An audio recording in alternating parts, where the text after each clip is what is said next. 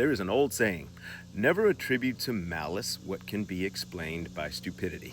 The people doing the mass deportation thing are dumber than we think. We're conditioned to believe that people attain wealth and power because they're smart and not because they're simply bold. But that's what it is.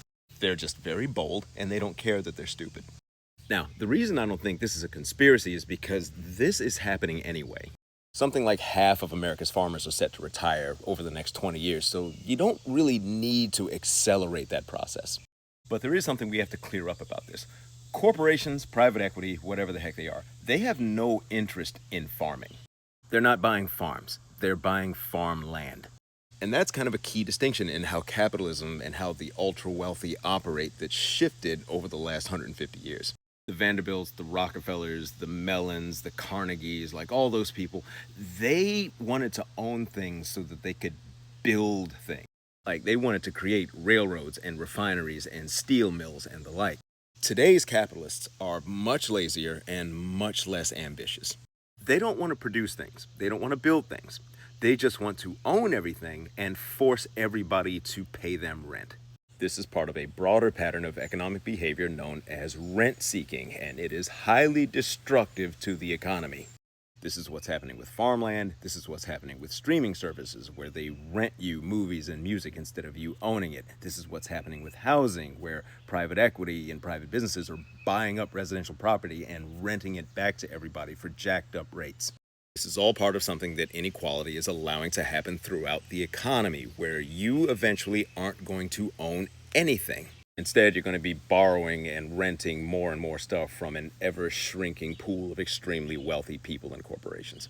Now, the reason corporations don't want to get into farming and why they only want to own the farmland is because the income, as in the profit from the actual farming operations, especially the farming operations that occupy most of the land and where most of the land wealth is, where we're doing mostly grain and livestock, the profits are unreliable because of all the market distortions that are out there.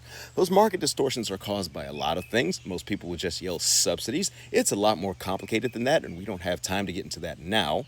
But suffice it to say that if you're a corporation, you would much rather buy farmland from a retiring farmer, put that appreciating land on your balance sheet, and then rent that farmland back to that farmer's kids to operate. Now, this is where things get complicated. For the most part, you and I and the rest of the public are conditioned to believe that the big threat here is that corporations are going to sell this private land to developers, or they're going to develop themselves. So we're going to have farmland being replaced by suburbs, factories, whatever. But when you realize what's actually going to happen, you're almost going to wish that that's what they were doing. Imagine you're a private equity firm and you've just added $25 million of farmland to your portfolio, and you've also added $3 million in rent receipts from farmers, okay? So you've got $25 million in assets, and you've got that income coming in for your rent. Now, you're not just going to sit there and take that rent and just let that asset just sit there. You are probably going to leverage it so you can get a hold of the cash in a tax-advantaged way, because we don't tax debt. Okay, so you're going to basically take out a mortgage against those assets, and you're going to try to deploy it elsewhere in the economy. And you can do with that borrowed money pretty much whatever you want. You could direct it into commercial real estate. You could build a casino. You could put it into the venture capital arm of your holding company. Or you could just use it to buy up more companies. But what the important thing is that you're effectively going to gamble with this money. You got to remember, this money that you're gambling with is backed by farmland. Now, here's the funny part. How do most family-owned farms get in trouble? It's usually because they take out debt backed by their farmland and they make bad bets at the wrong time. Bean prices are high one year, so you take out a loan against your farmland and then you renovate your house, you buy new equipment, you do something to try to expand your business or your lifestyle or whatever. Then the next year, bean prices go through the floor for reasons that are completely beyond your control, and then suddenly you're in trouble. Suddenly you're having to look at selling the farm. This same thing can happen with corporations and private equity when they buy up farmland, with one key difference. They're not nearly as tied to the farmland as family farmers are going to be.